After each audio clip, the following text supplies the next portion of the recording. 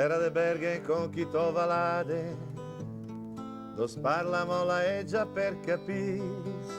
Este non è più desmentegade, terra mea dove se parla la eggia per capisse, diceva Bortolo Velotti. Parleremo anche di lui, immagino. Oh, prima o poi, se Sì. ci lasciano andare Non avanti, sai che a mo' vedi, sì, siamo intanto, già alla numero 2. intanto siamo al numero 2, Ecco, e è nella già un prima, notevole risultato. nella prima abbiamo parlato delle origini della letteratura in dialetto, e tu hai ricordato quell'ave Salutatio Virginis Salutatio Mariae. Virginis Maria. Io anche mi sono permesso di far morire 10 anni dopo San Francesco, Sei sicuro attribuendo che- un'altra data al Cantico delle Creature, ma queste sono le errata corrige. Queste sono le Oggi cose invece che- parliamo Beh, oggi dovremmo quantomeno dare un'idea della flessione delle parole, perché come tu ben sai il bergamasco è un linguaggio neolatino e quindi di tutti i linguaggi neolatini anche il bergamasco ha la complessità e l'articolazione della struttura. Cosa vuol dire? Adesso facciamo un esempio molto sì, semplice. le perché- flessioni non sono quelle che pensano i nostri ascoltatori, sono le parole che mutano il loro mutano, finale. In esatto. Allora, sostanza. prendiamo una parola molto antica, barca, barca che addirittura è fatta risalire allo strato mediterraneo e non entriamo nel discorso degli strati. Oggi non esiste più alcuna lingua mediterranea, lo strato è stato indotto dai filologi, dagli studiosi di linguistica. Comunque si tratta dello stato più antico per Sì. noi europei.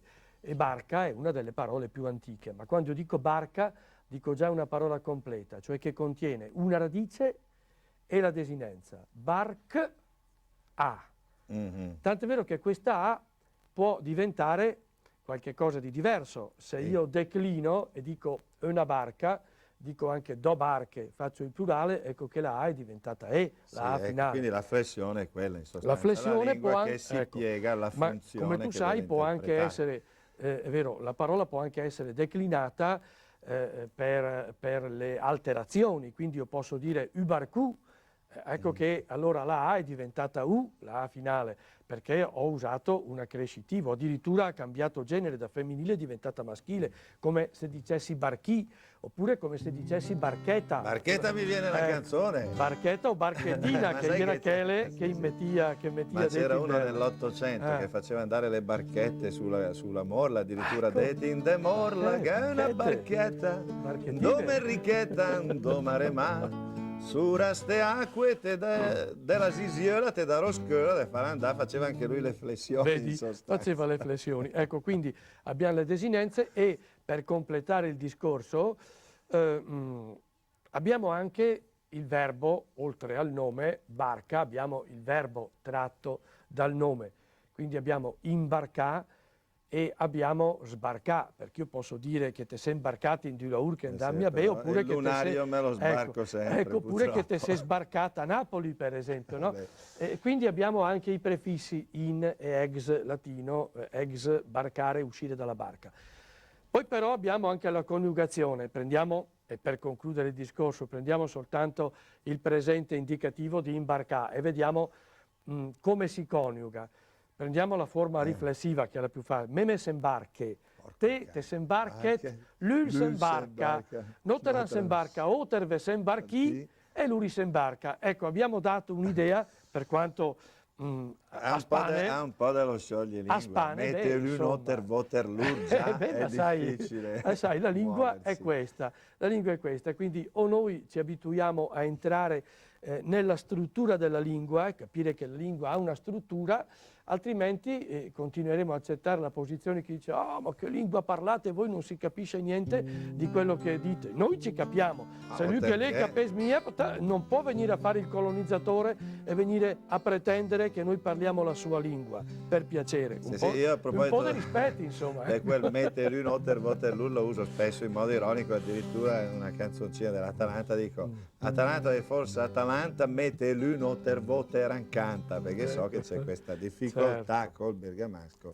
ma noi che sappiamo di greco e di latino sappiamo muoverci molto meglio, soprattutto con la lingua delle nostre origini. E poi a proposito dei personaggi, oggi chi andiamo a conoscere? Diamo a conoscere una gentile signora, perché dobbiamo fare un omaggio al gentil sesso, insomma, avremmo dovuto ricordarci fin dalla prima puntata, però con la prima puntata abbiamo ricordato la Vergine Maria più di quella. Ecco, questa volta invece rendiamo un omaggio a una grande dama bergamasca, la lesbia Cidonia, era chiamata così. Paolina Secco Suardi. Paolina Secco Suardi, io sposata. Che non lo sapevo, stranamente ho anche il ritratto. Eccola lì, eccola lì. La quale anche una bella donna qui. Sì, beh, insomma, sul fatto della bellezza poi diciamo che aveva molto spirito, ecco, c'è anche una cronaca impietosa di un docente, di un vecchio docente universitario di Pavia che la descrive già avanti negli anni, molto impietoso, ma insomma in questo momento ci interessa la lesbia Cidonia in quanto poetessa, e io, visto che il tempo è limitatissimo, vorrei ricordare che il professor Luigi Tironi ha raccolto tutte le notizie possibili e immaginabili su Paolina Secco Suardo, pubblicando 2 anni fa questo libro che è fondamentale per chi vuole conoscere questa figura. E qui il tempo deve essere veramente tiranno, qui bisogna che chiediamo. Io leggerei, scegliendo fra le varie poesie lasciate da Paolina Secco Suardo, leggerei il sonetto della rondinella. Lei scrisse solo in italiano, vabbè, ma insomma possiamo anche concedere che abbia, anche se siete caccia al bergamasco. Se io difatti la collegavo al bergamasco attraverso il Mascheroni. Sì, l'invito alla lesbia Cidonia. Certo, ecco, leggiamo questo sonetto della rondinella, che è un sonetto costruito veramente bene. O rondinella, che con rauco strido sembri farti compagna al mio lamento, mentre ti aggiri intorno al caro nido, l'antico ripetendo aspro tormento. Quanto ti invidio! Io teco e piango e grido, ma non ho al par di te l'ali onde al vento franca ti affidi, ed uno in altero lido puoi libera varcare a tuo talento. Se i vanni avessi, cioè se le piume, se le ali avessi, anch'io n'andrei felice quel dolce a riveder beato suolo dove partendo ho abbandonato il core. E là vorrei, ma l'assa a me non lice per l'ampie vie del ciel seguirti, e solo fatta simile a te son nel dolore.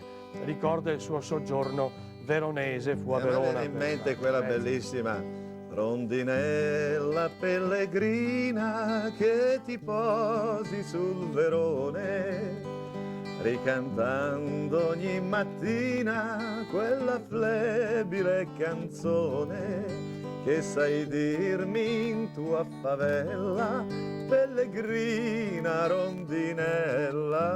Non so se abbiamo il tempo per ricordare che questi versi sono di Tommaso Grossi, onestamente non lo sapevo. Trevigliese. Conosceva il canto come risorgimentale. Quale si ispirò proprio al sonetto della lesbia Cidonia, e questa ballata della rondinella pellegrina del Tommaso Grossi divenne una delle poesie più popolari dell'Ottocento, come quella del Fusinato sul ponte Sventola, bandiera bianca. Ecco, oppure certe ballate come quella del Belché, ha avuto poi la veste musicale, perché anche quella del Fusinato è stata musicata tra l'altro da un bergamasco Forini, ecco, e poi questa, allora mi dici tu, del Grossi, è entrata nel repertorio della canzone popolare. Adesso Gavrade Saludà, sperando che ci lasciano fare anche la terza puntata, che te la chi mi cassa fare. mia via prima.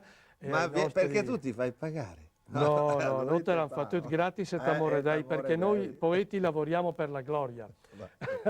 E allora salutiamo tutti coloro i quali hanno avuto la bontà di seguirci, bergamaschi e non, augurando loro d'esta Frank. E stasera anche Allegher, però, bravo. oltre che Frank. Mei Grignac e Lucia. Certo. Questo